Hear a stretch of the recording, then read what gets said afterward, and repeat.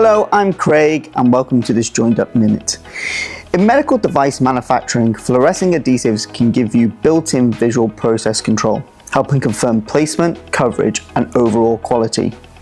If you are bonding clear plastic parts with a clear adhesive, then it's tricky to see where the adhesive is in the bond line. So what is fluorescence? Simply put, it's when a material absorbs UV light and re-emits it as visible light.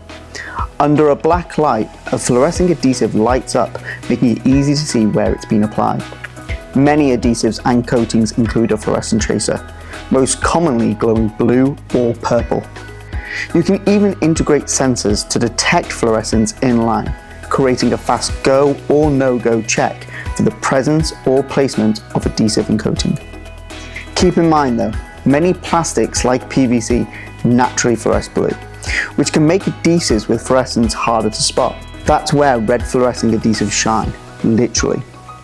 They're clear in normal light and glow bright red under a black light, making inspection easier, especially with transparent parts. If you'd like help choosing the right adhesive for your application, especially with process visibility in mind, get in touch and let's talk about your application.